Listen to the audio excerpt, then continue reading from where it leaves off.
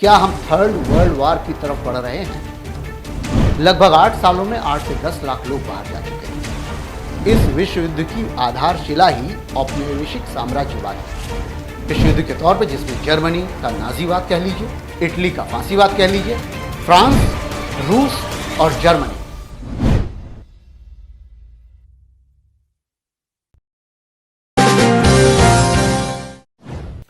नमस्कार, मैं हूं हरिकेश कुमार सिंह और आप देख रहे हैं न्यूज नशा। आज मैं बात कर रहा हूं भारत की। भारत के साथ उन 4 देशों की जो अमेरिका, ब्रिटेन और जापान थे। इन देशों की बात पर मैं आने से पहले सबसे पहले आज की स्थिति की थोड़ी सी चर्चा कर देता हूं। आज विश्व के विकास में जिस बात की महत्ता है वो है तकनीकी विकास और आर्थिक सशक्तिकरण की। क्या भारत उस दिशा में बढ़ रहा है? क्या भारत के पास वो संसाधन हैं जिनके बल पर उसे विश्व के लीडर के रूप में देखा जा सकता है? क्या भारत की मेधा उसे विश्व के सामने उस मुकाम पर ले जाने को सक्षम है, या फिर भारी भरकम जनसंख्या यहां के वोटों की राजनीति का ही शिकार हो रही है? मैं बात कर रहा हूं 1900 के दशक की। 1900 के समय में ब्रिटेन की जो जनसंख्या थी वो लगभग 3 करोड़ थी और आज 6 करोड़ है। अमेरिका की जनसंख्या लगभग 7 करोड़ थी और आज जो है वो है 30 करोड़। जापान 6 करोड़ पर था और आज 12 करोड़। लेकिन भारत, जिसके पास सिर्फ 30 करोड़ थे, आज उसकी जनसंख्या 140 करोड़ है। कहानी मैं शुरू कर रहा हूं पहले 1975 की। कहानी इसलिए क्योंकि ब्रेन ड्रेन की कथा वहीं से शुरू होती है। पूरे देश में आईआईटी और आईआईएम या फिर इंजीनियरिंग कॉलेजेस, इनकी संख्या सीमित थी। यहां से निकलने वाले बच्चे बड़े मेधावी होते थे और वो सारे मेधावी बच्चे जब निकल कर बाहर आते थे तो ये लगता था कि देश के विकास में सहयोग करेंगे। लेकिन समस्या ये आती थी कि उनमें से बहुत सारे बच्चे जिनका दिमाग बहुत शक्तिशाली था, बहुत समझदार थे, बड़ी अच्छी सोच और विचार के थे, वो ड्रेन कर गए बाहर, जाके बस गए अमेरिका या ब्रिटेन, उस समय के सबसे शक्तिशाली देशों में। मैं इसलिए यहां पर लेकर जा रहा हूं क्योंकि ब्रेन ड्रेन की कहानी अभी भी है मौजूद, लेकिन अब वो समस्या दिखती नहीं है। 350 से ज्यादा लोग हर रोज दूसरे देशों की नागरिकता ले रहे हैं। लगभग 8 सालों में 8 से 10 लाख लोग बाहर जा चुके हैं। लेकिन अपने देश को जिस चीज की जरूरत है वो उन्हीं दिमाग की जरूरत है ताकि अपने देश में भी विकास की बयार लगातार बह सके। लेकिन हमारे देश की दशा दिशा इस समय भटकी हुई सी प्रतीत होती है। मैं ये सब बातें कर क्यों रहा हूं?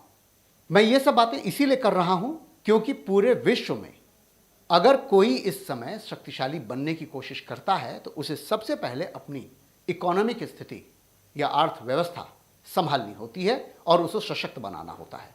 भारत के चारों ओर की मैं कहानी बता चुका हूं, जिसमें पाकिस्तान, बांग्लादेश, श्रीलंका, नेपाल, अफगानिस्तान, भूटान, बर्मा, कोई भी आप देश उठा लीजिए, इन सारे देशों की स्थिति लगभग कमजोर और कमोबेश एक जैसी है। इसमें केवल थोड़ा सा बांग्लादेश बेहतर है। भारत को क्या चाहिए इस पर मैं बाद में आऊंगा। पहले इस पर जा रहा हूं कि 1900 के दशक में क्या परिस्थितियां थी। 1900 के दशक में अगर अमेरिका की बात करें तो वो उस समय ये चाह रहा था कि जो भी औद्योगिकरण हो रहा है, जिस तरीके का भी उस समय आंदोलन चल रहा है, तमाम रेनेसा की बातें आती हैं, तमाम ऐसी बातें आती हैं कि कई क्रांतियां हुई, कई औद्योगिक विकास की बातें होती हैं, कई ऐसे होते हैं कि मजदूर संगठनों ने मिलकर तमाम ऐसे बवाल किए, तमाम आंदोलन किए, जिससे ऐसी चीज़ों को नुकसान पहुंचा जब ये कहा जा रहा था कि औद्योगिक जो विस्तार है उसमें सही दिशा नहीं पकड़ रहे देश। लेकिन मैं आपको बता रहा हूं कि अमेरिका में उस समय इस चीज़ पर ध्यान दिया जा रहा था कि कहीं से भी मेधा मिले, कोई भी मेधा मिले, उसको यूज़ किया जाए और सशक्त हुआ जाए। तकनीकी विकास की जो रास्ते थे उस समय बढ़ रहे थे वैश्वीकरण की ओर। सेम ब्रिटेन की हालत थी, क्योंकि ब्रिटेन के पास बहुत ज़्यादा ताकत थी और पिछले 200 सालों से, यानी 1900 से पहले 1700 से लेकर 1900 के बीच में ब्रिटेन ने लगभग औपनिवेशिक साम्राज्य पूरे विश्व भर में बना रखा था। ऐसा कहा जाता था कि सूर्य उसके साम्राज्य में डूबता नहीं है। दूसरा देश था जापान। वहां पर भी कहते हैं कि सूर्य के उगने का देश है वो, आज भी कहते हैं। लेकिन इन दोनों देशों की स्थिति में थोड़ा थोड़ा अंतर था। दोनों ही देश भले ही द्वीपीय थे, एक तरफ जापान और एक तरफ ब्रिटेन। ब्रिटेन भी 2 बड़े द्वीपों का समूह और जापान भी 4 छोटे छोटे द्वीपों का समूह, हॉन्शू, होक्काइडो, क्योशू, शिकोकू। और दूसरी तरफ अगर आप जाएं तो जो ब्रिटेन है, ब्रिटेन में स्कॉटलैंड, आयरलैंड, ये देश के द्वीपीय हिस्से थे। इन दोनों देशों की स्थिति क्या थी? फिशरी इनकी ज़बरदस्त थी, एग्रीकल्चर इनका ज़बरदस्त था, क्लाइमेट लगभग लगभग सेम जैसी थी, इनकी स्थितियां एक जैसी। जब आप उन पर देखेंगे कर्क रेखा और मकर रेखा के सापेक्ष, तो करीब करीब वो सेम या बराबर की स्थितियां थी। लेकिन अमेरिका इन सबसे डिफरेंट था। लैंड बहुत बड़ा, विशालकाय भूभाग, जनसंख्या के मामले में भी ठीक ठाक, पर उसे जरूरत थी विकास करने की। 1900 के दशक में ही ब्रिटेन भी जब अपने आप को ताकतवर बना रहा था, वो भी ब्रेन का इस्तेमाल करता था। लेकिन ज्यादातर लोग पलायन करके जब पहुंचते थे तो ब्रिटेन पढ़ने जाते थे और अमेरिका बसने जाते थे। ये 2 अंतर थे। 1926 आते आते पहला विश्व युद्ध विश्व देख चुका था। इस विश्व युद्ध की आधारशिला ही औपनिवेशिक साम्राज्यवाद की थी। फ्रांस, जर्मनी, ब्रिटेन आपस में औपनिवेशिक साम्राज्यवाद को लेकर के लड़ रहे थे। दूसरा विश्व युद्ध आते आते स्थितियां थोड़ी बदलती हैं, जिसमें जापान भी आ जाता है, इटली भी आ जाता है, जर्मनी भी आ जाता है। रीजन वही कि पहले विश्व युद्ध में जिन देशों को हार मिली थी, वो सारे के सारे देश इस बात से खफा थे कि उनको उनके हिसाब से आर्थिक स्वतंत्रता नहीं मिली है। सबसे बड़ी बात यह है कि उनमें कुछ देश ऐसे थे जिनको उस तरीके की जमीनें नहीं मिली थी, या वो जमीन चली गई थी जो उनके हिस्से की थी। दोबारा लड़ाई होती है, दोबारा विश्व युद्ध होता है, जिसे महायुद्ध का नाम दिया जाता है, और यह होता है 1942 में। सबसे ज्यादा पीक पर 1939 से 1945 तक के चलने वाला युद्ध विश्व युद्ध के तौर पर, जिसमें जर्मनी का नाजीवाद कह लीजिए, इटली का फांसीवाद कह लीजिए, एक तरफ मुसोलिनी, एक तरफ हिटलर, दूसरी तरफ हिरोहितो जापान के।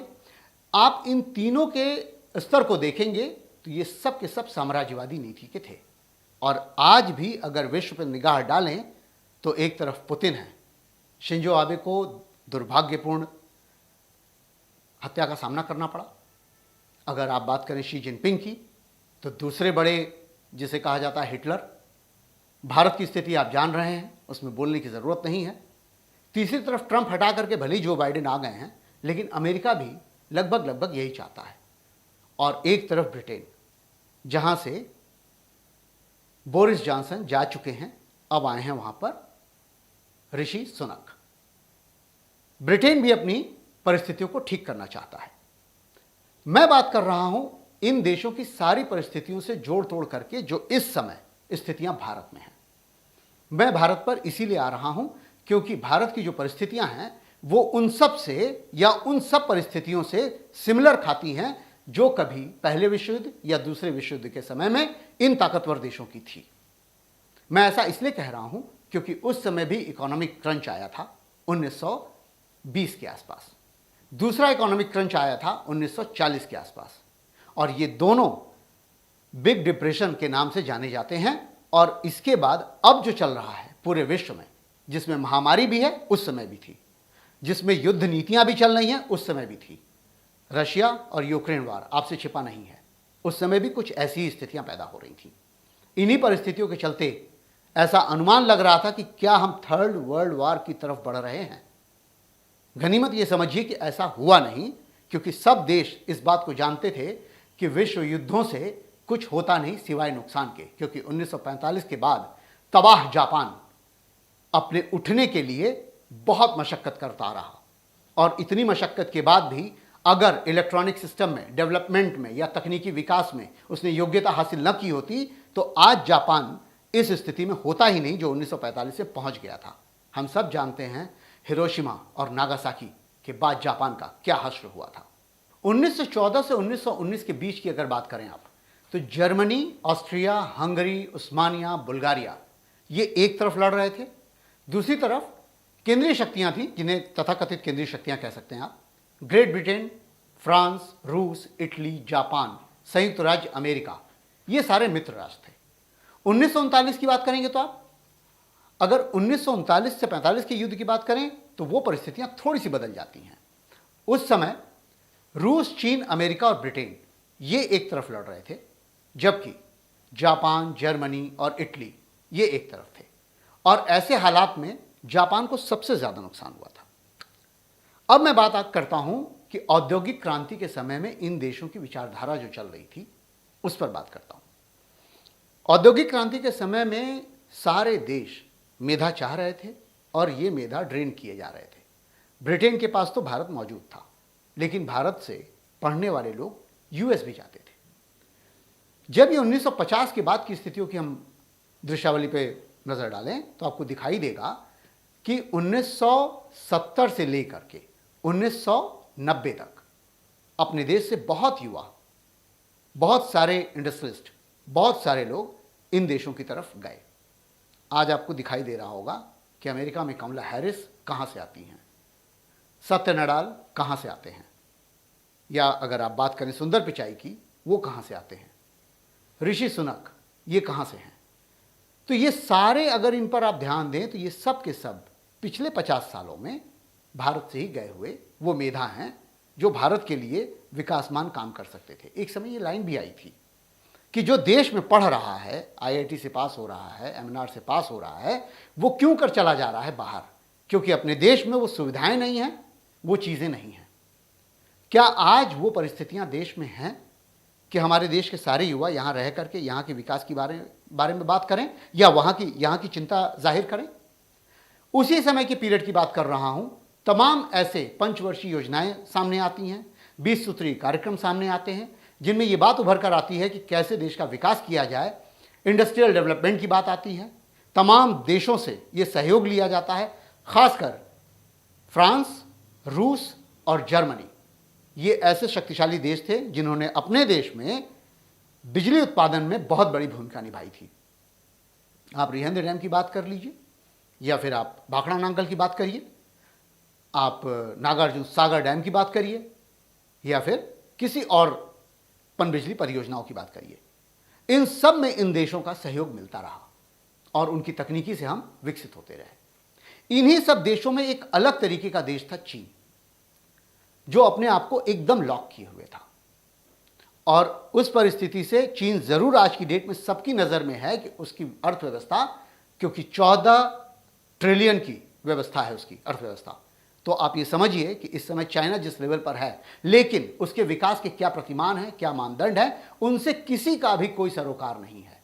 इस बात को भी स्पष्ट रूप से जानिए कि चाइना के जो तौर तरीके हैं, क्योंकि अभी हालिया घटना थी, बैंकों से निकालने के लिए लोग पहुंचे थे अपना पैसा और वहां पर टैंक खड़ा कर दिया गया था। यह ध्यानमंद चौक आपको घटना याद होगी, जब तोपों का मुंह खोला गया था और हजारों स्टूडेंट्स मार दिए गए थे।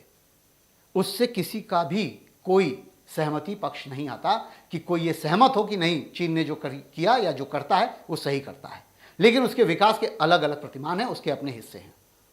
विश्व में जो विकास के प्रतिमान हैं उन पर हम चर्चा कर रहे हैं और उन्हीं पर बात कर रहे हैं। महत्वपूर्ण यह हुआ कि अमेरिका की तरफ गए हुए लोगों ने अमेरिका के विकास में सहयोग किया, और आज अमेरिका जहां खड़ा है तकनीकी रूप से सक्षम। आपको याद ही होगा कि 1969 में जो यान चंद्रमा पर गया था, जिसमें नील आर्मस्ट्रांग की बात आती है, तो अगर इन बातों की याद अगर कर लें, ध्यान करें, तो आपको ये समझ में आएगा कि किस तरीके से अमेरिका उस समय विश्व पर राज करने की ओर बढ़ रहा था। सेम उसी समय रशिया भी इन्हीं चीज़ों के लिए लड़ रहा था। तकनीकी विकास, इस पर सबसे ज़्यादा ध्यान था। दूसरी तरफ जापान था जो इलेक्ट्रॉनिक सिस्टम पे अपना हाथ आजमा रहा था, और इलेक्ट्रॉनिक सिस्टम पे आज भी आप जानते हैं कि जापानियों की कैसी पकड़ है। आपके हाथ में कुछ भी इलेक्ट्रॉनिक सिस्टम हो, उस पर जापान का हिस्सा होता ही होता है। इस बात को आपको ध्यान रखना होगा। यही सारी ज़रूरतें भारत के विकास के लिए भी इस वक्त मौजूदा हालात में चाहिए। लेकिन हमारा देश जिस दिशा में बढ़ रहा है वो सवालों के घेरे में आ चुका है कि वास्तव में हमारा देश सही दिशा पकड़ भी रहा है या नहीं। अब जिन देशों की हम बात कर रहे हैं, उन देशों में पहुंचने वाले जो युवा थे भारत के, वो कहां कहां बैठे हुए हैं ये आपको पता है। तो क्या ब्रेन ड्रेन नहीं हुआ, या उस ब्रेन ड्रेन का इंपैक्ट यह है कि भारत विश्व पर अपना राज्य करने जा रहा है, या जो आर्थिक व्यवस्था के हिस्से में हिस्सेदारी होती है, क्या भारत की वो अर्थव्यवस्था है कि अब वो विश्व पर अपना राज्य सुनिश्चित कर सके? मैं यूएन के संदर्भ में एक बात बता दूं, जो 5 देश जिनके पास वीटो पावर है उनमें ब्रिटेन आता है, चाइना है, अमेरिका है, भारत नहीं है। भारत को उसमें आना है और इसके आने के लिए इन देशों में बैठे प्रतिनिधि जो भारतीय हैं, क्या उसमें सहयोगी भूमिका निभा सकते हैं? क्या नरेंद्र मोदी के पास वो तकनीकी या वो विशुद्ध जानकारी या उस तरह की विशेषज्ञता है जिससे वैश्विक नीतियां निर्धारित होती हैं, जिससे राजनयिक ये काम कर सकें कि उनसे इन बातों पर संदर्भित चीज़ों पर जवाब ले सकें कि नहीं, हम यूएन में एक वीटो पावर की ताकत के साथ आ सकें, रक्षा नीति पर बात कर सकें? इन सब चीज़ों की ज़रूरत है, क्योंकि वैश्विक नीति पर अगर बात करें तो नेहरू के समय में चली गई जो नीतियां थीं उसने देश के विकास में ज़रूर सहयोग किया था, लेकिन उन्हीं नेहरू के तमाम गालियां देते हुए जो नरेंद्र मोदी जी इस समय मौजूद हैं, क्या उनकी नीतियां उस दिशा में हैं जिससे भारत को अपने विकास करने में और अपने को वैश्विक गुरु कहलाने में वो दक्षता हासिल हो सके? ये बहुत विचार का विषय है। इसके बाद मैं अंतिम बात पर आता हूं कि भारत में जो इस समय टैक्सेशन की व्यवस्था है, जो इस समय विशुद्ध रूप से इस बात की व्यवस्था की जा रही है कि विश्व भर से अलग तरीके की हमारी नीति और रणनीति चलेगी। अगर इस पर आप ध्यान दें तो एक तरफ रशिया, जहां पुतिन की दुर्गति आप जान रहे हैं, दूसरी तरफ शिंजो आबे जो थे, भले ही आज नहीं हैं, लेकिन जिस नीति पे चल रहे थे, जापान की हालत आप जान रहे हैं। इस समय जापान की स्थिति दिन ब दिन बिगड़ती जा रही है, काफ़ी स्थिति खराब है। सेम हालत चाइना को आप देखिए तो चाइना इस समय चारों ओर से भारत को घेर कर भी लड़ रहा है और खुद से भी लड़ रहा है।